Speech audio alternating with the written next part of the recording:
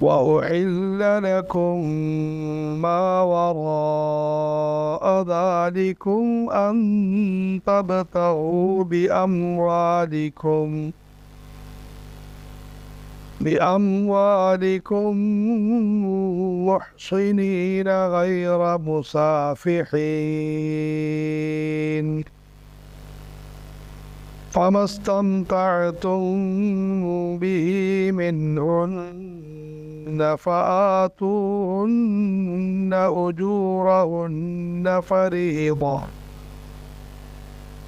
ولا جناح عليكم فيما تراضيتم به من بعد الفريضة إن الله كان عليما حكيما وأحل لكم നിങ്ങൾക്ക് അനുവദിക്കപ്പെട്ടിരിക്കുന്നു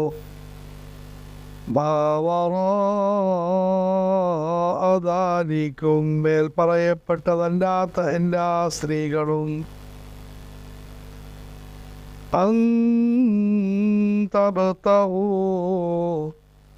നിങ്ങൾ അവരെ തേടണം എന്ന നിബന്ധനയോടെ ബി അംവാലിക്കും നിങ്ങളുടെ സമ്പത്ത് കൊടുത്തുകൊണ്ട്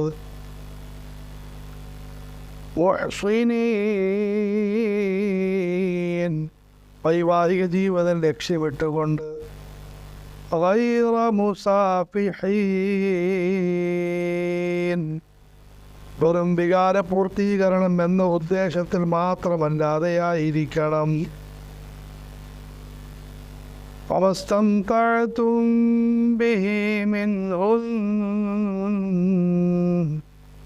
ആ സ്ത്രീകളിൽ നിന്നും ഏത് സ്ത്രീയെയാണോ നിങ്ങൾ പ്രയോജനപ്പെടുത്തിയത് فآتوهن أجورهن فريضة നിങ്ങൾ അവരുടെ വിവാഹമൂല്യം നിർബന്ധമായി നിങ്ങൾ അവർക്ക് കൊടുക്കുക.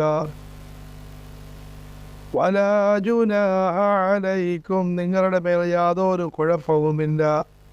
ഫീമാ തറാദൈതും ബിഹി നിങ്ങൾ പരസ്പരം തൃപ്തിപ്പെടുന്നതിൽ കുഴപ്പമില്ല. മിൻ ബഅദിൽ ഫരീദ അത് വ്യക്തമായി നിശ്ചയിച്ചതിന് ശേഷം. ഇന്നല്ലാഹ കാന അലീമൻ ഹകീമാ തീർച്ചയായും അല്ലാഹ് എല്ലാം അറിയുന്നവനും വലിയ തന്ത്രജ്ഞനുമായിരിക്കുന്നു. വിവാഹബന്ധം നിഷിദ്ധമുള്ള സ്ത്രീകളെ പറ്റി വിശദമായി പറഞ്ഞു. പലർക്കും ഇത്തരം കാര്യങ്ങൾ പറയുമ്പോഴുള്ള വലിയൊരു സംശയമാണ്, ഇസ്ലാം ഭയങ്കര കടുപ്പമാണ്, പാടില്ല പാടില്ല പാടില്ല പാടില്ല, ഇത് തന്നെയാണ് പാട്ട്. പക്ഷേ നോക്കി എത്ര വ്യക്തമായി പറയുന്നു, ഇന്നിന്ന കാര്യങ്ങൾ പാടില്ല എന്ന് പറഞ്ഞതിന് ശേഷം ഇതല്ലാത്തത് എല്ലാം അനുവദനീയമാണ്. وَأُحِلَّ لَكُم مَّا وَرَاءَ ذَلِكُمْ മേൽ പറയപ്പെട്ട സ്ത്രീകളല്ലാത്ത എല്ലാ സ്ത്രീകളും നിങ്ങൾക്ക് അനുവദിക്കപ്പെട്ടിരിക്കുന്നു. ഇവിടെ പാടില്ല പാടില്ല എന്നതാണോ കൂടുതൽ, പാടുണ്ട് പാടുണ്ട് എന്നതാണോ കൂടുതൽ? وَأُحِلَّ لَكُم مَّا وَرَاءَ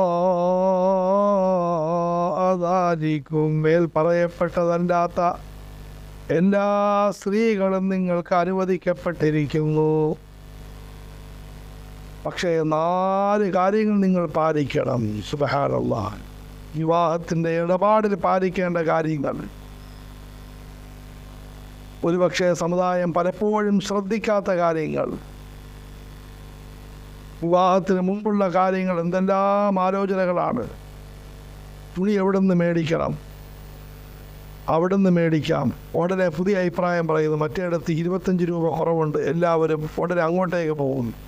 അവിടെ നിന്ന് പറയുന്നു, ഇവിടെ ഒരു 50 രൂപയും കൂടെ കുറവുണ്ട്, ഇങ്ങോട്ടേക്ക് വരുന്നു. സ്വർണം മേടിക്കുന്നതിനെ പറ്റി എത്രമാത്രം കൂടിയ ആലോചനകൾ. യാതൊരു കുഴപ്പവുമില്ല, പക്ഷെ അതിനേക്കാളും കൂടുതൽ ആലോചിക്കേണ്ട, ഗൗരവം കാണിക്കേണ്ട, മനസ്സിലാക്കേണ്ട, ഉൾക്കൊള്ളേണ്ട കാര്യങ്ങൾ പറയുന്നു. وَأُحِلَّ لَكُم مَّا وَرَاءَ ذَلِكُمْ.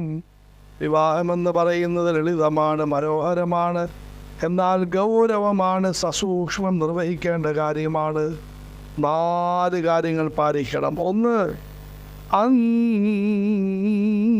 അന്തബ്തഹു, നിങ്ങൾ ആ വിവാഹത്തെ തേടേണ്ടതാണ്.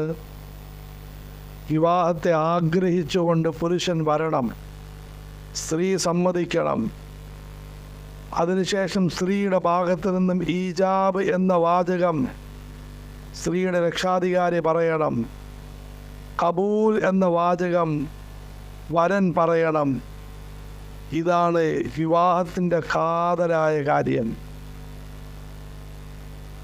രാവിലെ കുളിക്ക് വേണ്ടി 1 മണിക്കൂർ, ഉടുപ്പ് മാറ്റാൻ വേണ്ടി 1 മണിക്കൂർ, പിന്നെ ഗജമേളയായിട്ട് 2 മണിക്കൂർ, അതുപോലെ തന്നെ വിവാഹത്തിന് പന്തലിലെത്തിയിട്ട് തുള്ളലും ഡാൻസുമായിട്ട് കുറേ നേരം, അതിനിടയ്ക്ക് പടക്കം മേപ്പോട്ട് പടക്കം പൊട്ടിക്കുന്നു, ആൾക്കാർ ഡാൻസ് കാണിക്കുന്നു. ഇതിനിടയിൽ പൊന്ന് സഹോദര സഹോദരി, ഏറ്റവും പ്രധാനപ്പെട്ട വിവാഹത്തിന് ഈജാബും കബൂലും എവിടെ ഓർമ്മ ആളുകൾക്ക്? എന്നിട്ട് തല്ലുണ്ടാക്കുമ്പോൾ ഞാനൊന്നും പറഞ്ഞിട്ടല്ലേ ഇല്ലാതെ പറയുകയാണ്. ഹമക്ക്, വിവരമില്ലാത്തവൻ, കാർ ഓടിക്കാൻ കഴിവില്ലാത്തവൻ എങ്ങനെ കാർ ഓടിക്കും? നിങ്ങൾ ആ സമയത്തെങ്കിലും സമുദായമേ മാറി നിൽക്ക്. ഒന്ന് വരനോട് പറഞ്ഞു കൊടുക്കുക, ഇയാൾ പറയാൻ പോകുന്നത് വലിയൊരു ബാധ്യത പറയാൻ പോവുകയാണ്. ലോകത്തെവിടെയെങ്കിലും കാർ ഓടിക്കാൻ അറിയാത്തവരുടെ കയ്യിലേക്ക് കാർ ഓടിക്കാൻ പറയും, വിമാനമായിട്ട് മാറും. അതിനെ നടന്നുകൊണ്ടിരിക്കുന്നത്. കല്യാണത്തെ പറ്റി അറിയാത്തവരെ പിടിച്ച് കെട്ടിക്കുന്നു, ആ കല്യാണങ്ങൾ മുഴുവനും തല്ലിപ്പൊടിച്ച് അടിയിലോട്ട് വീഴുന്നു. എന്നിട്ട് ഒരു നാണവുമില്ലാതെ പറയുകയാണ് ഞാൻ ഒന്നും പറഞ്ഞിട്ടില്ല എന്ന്. സമുദായ കുറ്റക്കാരാണ്, തുള്ളുന്നവർ കുറ്റക്കാരാണ്. കല്യാണത്തിന് ന്യായമായ സന്തോഷങ്ങളെ ഭ്രാന്താക്കിയതായ ആളുകൾ കുറ്റക്കാരാണ്.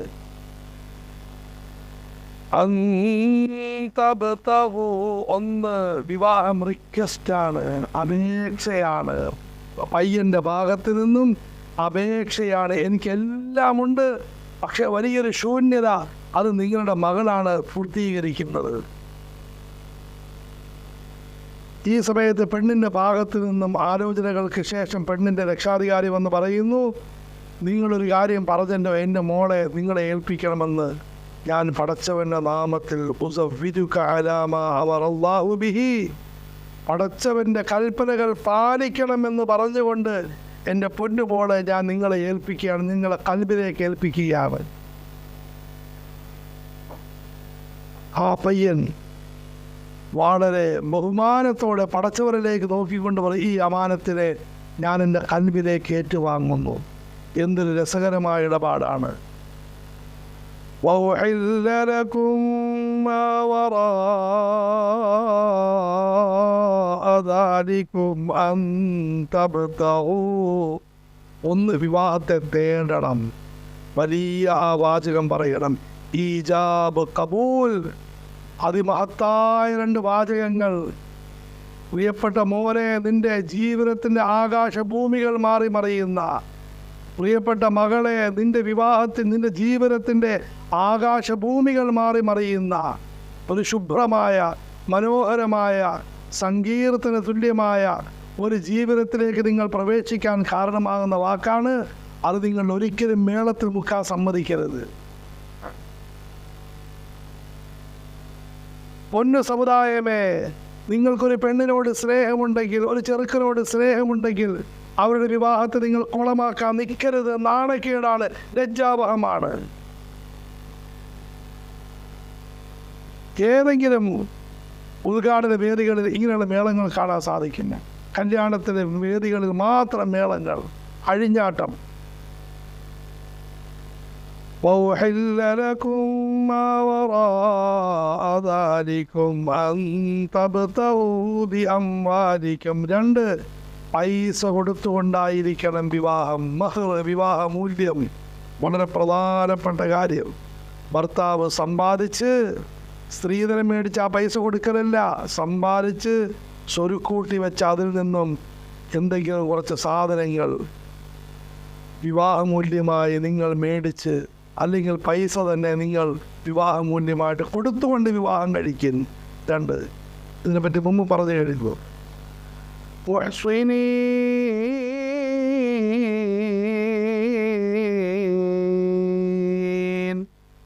ഇതും വളരെ പ്രധാനപ്പെട്ടത്. മുഹ്സിനീൻ, നിങ്ങൾ ഒരു വിവാഹ ജീവിതം ലക്ഷ്യമിട്ടുകൊണ്ട് വിവാഹം കഴിക്കണം.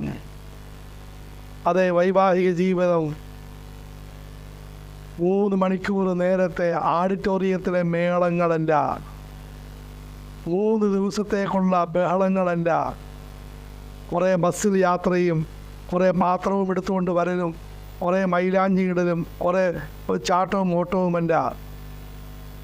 ഒരു ജീവിതമാണ്. ആ ജീവിതത്തിലേക്ക് നമ്മുടെ 2 മക്കൾ പ്രവേശിക്കുന്നു. നമ്മളവരെ സന്തോഷിപ്പിച്ച്, നല്ല ടെൻഷൻ കാണും, അതൊക്കെ മാറാൻ വേണ്ടി ഒരു പാട്ടൊക്കെ പാടി സന്തോഷിപ്പിച്ച് ആ പാവത്തുങ്ങളെ നല്ല വഴിയിലേക്ക് വിടും. മുഹ്സിനീൻ, എൻ്റെ ജീവിതം വിശുദ്ധമാകണം, എൻ്റെ ജീവിതം സഫലമാകണം. പടച്ചവൻ എനിക്ക് നൽകിയ വികാരങ്ങളെ നേരായ വഴിയിൽ ചെലവഴിച്ച് ഒരു പുതിയ വൃക്ഷത്തിൻ്റെ നടൽ നടക്കുകയാണ് വിവാഹത്തിലൂടെ. അതിൽ കായ്കനികളുണ്ടാകണം, അതിനോട് വേറെ പുതിയ പൂന്തോട്ടമുണ്ടാകണം. വിവാഹം ഒരു പുതിയ മനുഷ്യ വിഭാഗത്തിൻ്റെ ഉദ്ഘാടനമാണ്. അള്ളാഹു എല്ലാവരുടെ വൈവാഹിക ജീവിതം നന്നാക്കുമാറാകട്ടെ. അദ്നാൻ എന്ന് പറയുന്ന ഒരു പുതിയൊരു കുടുംബം ലോകത്തുണ്ടാവുകയാണ്. അൽത്താഫ് എന്ന് പറയുന്ന അൽത്താഫും ഭാര്യ പുതിയൊരു കുടുംബം ലോകത്തുണ്ടാവുകയാണ്. അത് നന്നായിട്ട് വളരണം, കുറേ പഴങ്ങൾ കായ്കനികളുണ്ടാകണം, എന്നിട്ട് അത് വേറെ പഴങ്ങളായി വേറെ പൂന്തോപ്പായി മാറണം. എന്തൊരു രസമാണ്!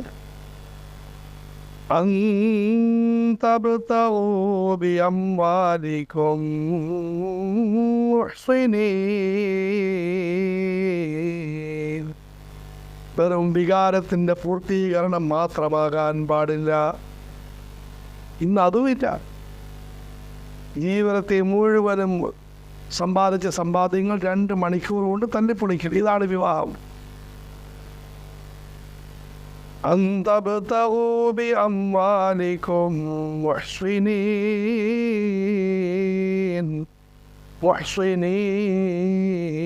വൈവാഹിക ജീവിതം ലക്ഷ്യമിടണം.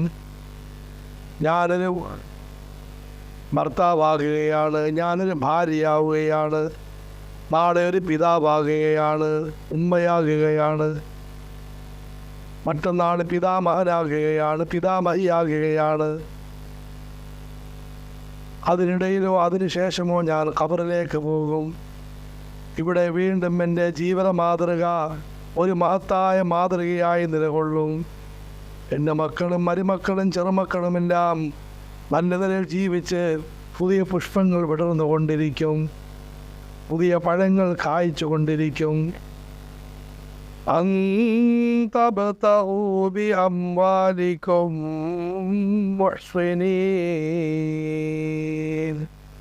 അള്ളാഹു നമുക്ക് ഉൾക്കൊള്ള ഭാഗ്യം തരുമാറാകട്ടെ. സഹോദരങ്ങളെ മനഃപൂർവ്വം നീട്ടുന്നതിൻ്റെ ഗുരുതര പ്രശ്നമായതിനാൽ ഇത് പാലിക്കാത്തതിൻ്റെ പേരിൽ നമ്മളും നാണം കെടുന്നു, പാവപ്പെട്ട ഇസ്ലാമും നാണം കെടുന്നു. അതിൻ്റെ പേരിലാണ് ഈ വിശദീകരിക്കുന്നത്. അതുകൊണ്ട് ഒന്നും ഉൾക്കൊള്ളി മനസ്സിലാക്കി അടച്ചവൻ തൗഫീഖ് നൽകുമാറാകട്ടെ.